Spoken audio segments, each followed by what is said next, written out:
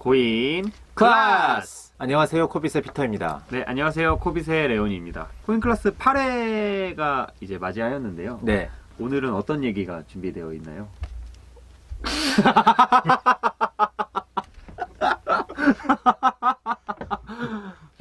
죄송합니다. 네, 오늘은 네. 할로윈 뭐 어떻게 지냈어요, 레오는? 아, 저도 이번에 되게 뜨겁게 보내고 싶었는데 네. 뜨겁게가 무슨 말인가요? 네, 근데 어쨌든 이 할로윈 얘기를 제가 왜 꺼내냐면은 네. 비트코인 백서가 이 세상에 소개가 된 것이 할로윈이었어요. 2008년 10월 31일이었는데 네. 할로윈 되면은 이제 뭐 요새는 다 파티 얘기하고 뭐 이렇게 즐기시는데 물론 예 즐기셔야죠. 근데 가상자산 업계에 있는 분들한테는 또 다른 의미가 있는 것 같아요. 왜냐면 이 백서가 소개됨으로써 지금은 굉장히 어떻게 보면 혁신적인 아이디어가 네. 이제 이 세상에 선을 보이게 된 건데 이제 그래서 이 비트코인 백서에 관한 이야기를 이번 8회에서 좀 네. 다뤄볼까 합니다. 화이트 페이퍼라고. 예, 화이트 페이퍼입니다. 그래서 네. 비트코인 화이트 페이퍼 그렇게 길진 않아요. 한 8페이지 정도인데 읽어보신 적 있어요? 네, 저는 예전에 한 14년도에 한 번 읽어봤고요. 아 진짜요? 근데 그때는 읽어도 감이 잘 안 잡히더라고요. 네. 그래서 어저께 이제 또 네. 오늘 이 얘기를 한다고 해서 네. 한 번 더 읽어봤거든요. 예. 그래서 읽어보는데 제가 못 보고 있던 것들이 계속 보이더라고요. 그래서 뭐 이런 것도 얘기하면 좋겠다 해서 지금 화이트 페이퍼를 한번 간략하게 리뷰해볼까 하는데 아이고. 네.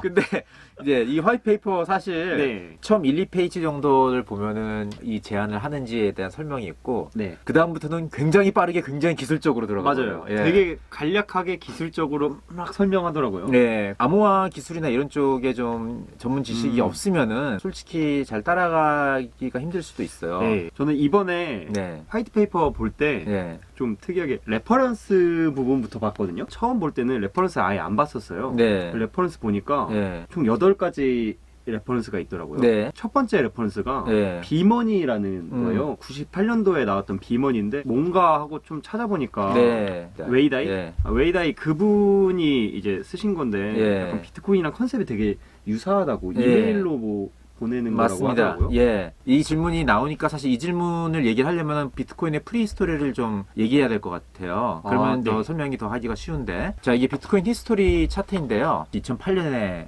백서가 공개가 된 네. 건데. 사람들이 일반적으로 생각하기에 비트코인이 2008년에 갑자기 이 사토시 나카모토라는 미스테리스한 인물이 혜성처럼 딱 나온 거라고 이제 많이 생각을 해요. 네, 저도 그렇게 생각을 예. 하고 있었거든요. 이제 많은 분들이 거기서부터 설명을 하기 때문에 그런데 사실 비트코인의 백서가 나오기 전에 한 20년 동안 이 암호화 기술에 대한 연구가 끊임없이 이어져 있었고 이 암호화 기술을 어떻게 적용을 해서 디지털상의 화폐를 구현할 수 있을까에 대한 연구나 시도가 끊임없이 있었거든요.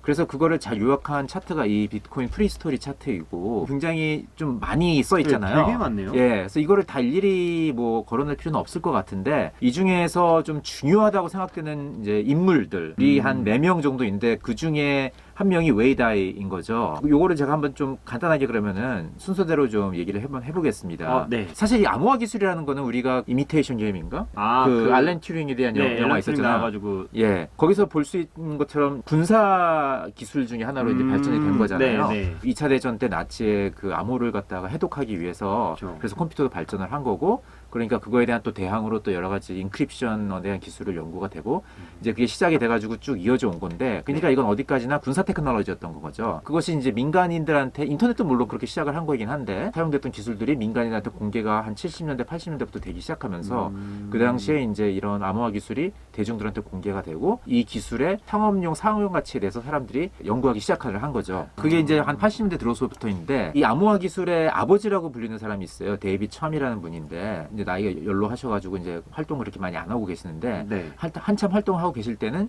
지금의 암호화 기술의 어떤 근본이라고 되는 부분을 많이 연구를 하고 굉장히 많은 어떤 기여를 한 분이세요. 그래서 이런 어떤 전설적인 어떤 이런 페이퍼 같은 것도 남아있긴 한데 근데 이분이 처음으로 우리가 보통 암호화 기술을 사용할 때 많이 쓰는 퍼블릭 키랑 프라이빗 키라는 개념 있잖아요. 네. 그런 것부터 이제 이분이 사실 고안한 아이디어인 거고 그러면서 이거를 사용을 해서 익명성 거래라든지 이런 개념을 확립을 시키고 네. 실제로 이런 아이디어를 사용을 한 어떤 디지털 화폐 회사를 만들어요. 디지캐시라는 회사를 1989년에 설립을 하는데 사실 이 회사는 뭐 그렇게 상업적으로는 성공을 못하고 결국에는 파산을 하고 어떤 다른 회사에 이제 인수가 되는 뭐 그런 운명을 맞긴 했지만은 어쨌든 이 시기에 이 데이비 첨이라는 분이 시도한 어떤 많은 기술들이 업계의 어떤 레가시로 남아가지고 다음 단계로 발전을 할 수가 있었던 거죠. 그 중에 한 사람이 웨이다이의 비머니라는 컨셉인데 네. 이 비머니는 사실 컨셉으로만 끝났어요. 이제 페이퍼에 발표를 하고 네. 실제로 뭐 회사나 이런 걸로 구현을 하지는 못했는데 네. 이 페이퍼에서 얘기한 그 아이디어가 뭐냐면은 탈중앙화된 네트워크라는 개념이었어요. 그래서 탈중앙화된 네트워크를 그 네트워크에 참여하는 사람들이 운영을 하고 작동을 하게끔 함으로써 중개인 없이 어떤 전자상 거래가 가능하게 할 수 있다는 그런 컨셉을 처음으로 소개를 하게 된 거죠. 그게 이제 1999년이었는데 네. 이 1999년, 98년, 97년 요 즈음에 또 많은 그런 암호화 기술들이 발달이 돼요. 왜냐하면은 아시다시피 인터넷이 이제 대중화된 게 90년대 초중반 들어오면서였는데 그러면서 이커머스에 대한 가능성이 화두가 되기 시작하고 이커머스가 발전하기 위해서는 페이먼트에 관련된 것도 이제 해결이 돼야 되는데 그렇다 보니까 아무래도 이런 쪽에 관심이 많이 가면서 이제 여러 사람들이 그쵸 암호화 기술을 사용을 한 페이먼트 시스템에 대해서 연구를 많이 하게 된 거죠. 네. 이제 그 중에 또 한 가지 중요한 연구를 한 사람이 누구냐면은 닉 자보라는 이제 분인데 닉 자보라는 분은 지금도 활동을 많이 하고 네. 특히 이 시기에 굉장히 많은 또 이 암호화 기술 훗날 블록체인의 기술이 되는 모태가 되는 기술을 많이 제안을 한 거죠. 이제 그 중에 하나가 프루프 오브 워크예요. POW. 작업 증명, 한국말로 네. 작업 증명이죠. 네, 그렇죠. 이제 이 작업 증명이랑 사실 컨셉은 그 전에 다른 분들이 제가 이름을 까먹었는데 다른 분이 제일 처음으로 제안을 했는데 이거를 처음으로 이제 실용화한 분이 이제 닉 자보인 거예요. POW는 사실 원래 스팸 이메일을 컨트롤하기 위해서 만들어졌다고 그래요. 그러니까 어떤 그런 거를 막기 위해서 이메일 하나하나 보내는 거를 프루프 오브 워크가 꼭 이루어져야만 보내게 함으로써 비용이 생기니까 그러면은 그러면 스팸을 남발하는 행위를 좀 줄일 수 있다라는 어떤 네. 그런 생각에서 프루프 오브 워크라는 어떤 그런 알고리즘이 누가 제안을 한 건데 이 개념을 도입을 해서 페이먼트 시스템을 만들어 보자고 이제 닉 자보라는 분이 생각을 한 거죠. 그래서 이제 이분도 이제 페이퍼를 발표를 하고 그리고 나서 빅골드라는 어떤 그 프로토콜을 만들었어요. 이름도 되게 뭔가 비슷하네요. 비슷하죠. 네. 비슷한 이유가 이제 훗날 이제 설명이 될 텐데 그래서 비트골드에서 채굴이라는 개념이 처음으로 도입이 돼요. 그러니까 이게 빗골드의 이유가 뭐냐면은 네. 사실 닉 자보라는 분은 되게 특이한 분이에요. 원래 전공은 컴퓨터 그 엔지니어링 그다음에 인크립션 이런 쪽의 전공이긴 하지만은 네.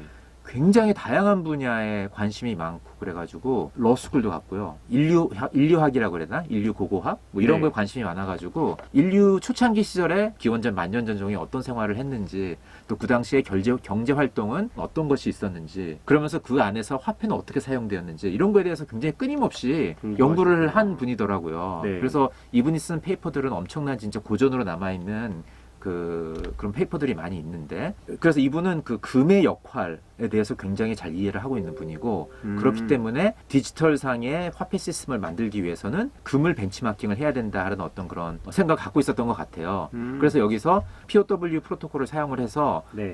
이제 금을 채굴해내는 방식을 도입을 한 빅골드라는 거를 처음으로 이제 소개를 하게 되는 거죠. 이제 그리고 나서 이제 그다음에 네 번째로 이제 중요한 인물 중에 하나가 이제 아담 백이라는 분인데 네. 이제 이분은 이제 해시캐시라는 어떤 페이먼트 프로토콜을 개발을 해요. 그래서 이제 이분도 사실 어떤 이런 일련의 발전들을 다 본 이후에 좋은 점들을 많이 도입을 해가지고 닉 자보의 시도라든지 아니면 웨이다이의 시도라든지 데이비 첨의 아이디어라든지 이런 거를 많이 사용을 해서 보다 나은 또 페이먼트 시스템을 이제 개발을 한 건데 결과적으로는 이제 뭐 크게 확장하지는 못했지만은 아담 백이 만든 해시캐시라는 거를 실제로 사토시 나카모토의 백서에도 언급이 되고 있어요. 네, 맞아요. 제가 이제 일렬에 이런 분들을 전부 다 얘기한 이유가 뭐냐면은 사토시 나카모토의 와이페이퍼는 그 전에 있었던 이런 여러 사람들의 베스트 아이디어를 모아서 잘 거기다가 조립해 놓은 거구나. 잘 조립하고 자기 아이디어를 하나 더 넣었어요. 비트코인 마이닝을 할 때 네. 난이도 조절이에요. 비트코인 마이닝이라는 게 결국에는 해시를 문제를 해시. 네. 풀어야 되는 건데 컴퓨터 연산력이 계속 올라가면은 되게 빨리 풀게 되잖아요. 네. 빨리 풀게 되는 속도에 맞춰서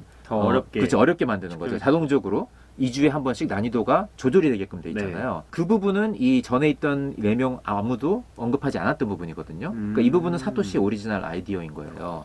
이제 그거를 넣음으로 인해서 비트코인 네트워크가 계속 난이도 조절을 통해 가지고 시간이 지날수록 견고하게 성장할 수 있도록 거의 살아있는 생물처럼 그 네트워크가 망가지지 않고 시간이 지나면 지날수록 더욱더 견고해져서 어느 누구도 그걸 셧다운 시키지 못하도록 네. 그렇게 메커니즘을 짠 거죠.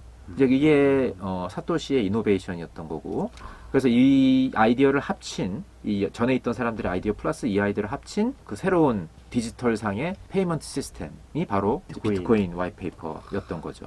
그래서 이 연구를 쭉 마치고 나서 2008년 8월 18일 날 bitcoin.org라는 도메인 네임이 등록이 돼요. 네. 등록이 된 다음에 10월 31일 날 이제 아까 말씀드린 그 비트코인 백서가 발표가 되는데 제목이 Peer-to-Peer Electronic Cash System이에요.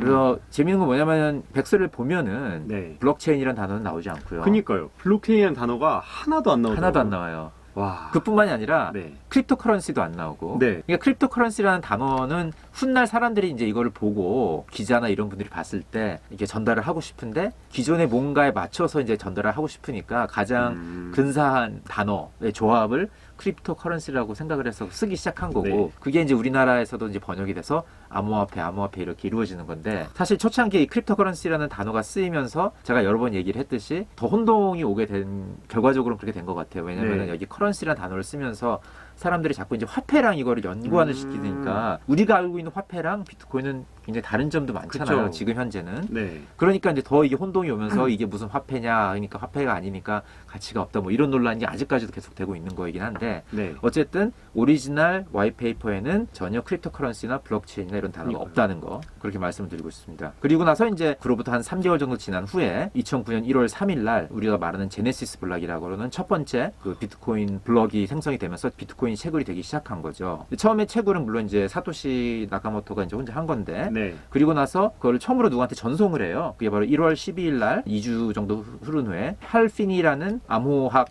연구하는 뭐 동료 중에 하나죠. 근데 동료라고 해도 뭐 대면으로 아는 사이는 아니었던 것 같은데. 아, 그래요? 예, 모르겠어요. 뭐 그런 기록은 없는데, 그러니까 이 시기에 이 사토시가 활동을 하던 그 같이 활동하던 사람 누구냐면은 사이버펑크라는 단체예요. 암호화 기술을 사용을 해서 새로운 금융 시스템이나 페이먼트 시스템을 만들어 보자고 뜻을 같이 한 사람들이 모여 있는 뉴스레터 받아보는 사람들의 집단이거든요. 네. 굉장히 어떤 루즈하게 형성된 되게 인포멀한 어떤 집단인데 여기서 활동을 했던 사람들이 할피니 같은 분이고 뭐 아까 얘기한 닉사브나 이런 분도 여기서 활동을 했었고 네. 아담백 아까 얘기한 해시캐시 아담백이나 이런 분도 이런 활동을 하고 있었고 네. 마크 앤드리슨이라고 네트스케이프를 발명한 최초 그 웹 브라우저잖아요. 발명한 사람인데 네트스케이프요? 예, 넷스케이프 아세요? 아니요, 몰라요? 넷스케이프라고 이제 최초 웹 브라우저 상용화된 웹 브라우저예요. 아. 근데 지금 우리가 웹 브라우저 뭐 크롬이나 뭐 네. 그런 거 인터넷 많이 익스플로러 이런 거 쓰는데 제일 먼저 나온 게 이제 넷스케이프라는 회사인데 네. 어떻게 보면 이제 그 사람이 넷스케이프를 만들면서 인터넷 회사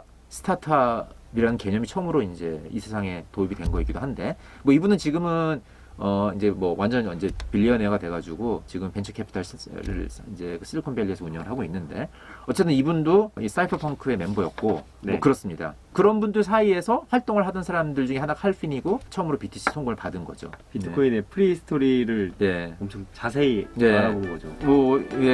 전 사실 좀 역사 이런 거 좀 관심이 원래 네. 좀 많아서 아, 진짜 봤습니다. 네, 완전 처음 듣는 스토리라서 네. 되게 재밌네요.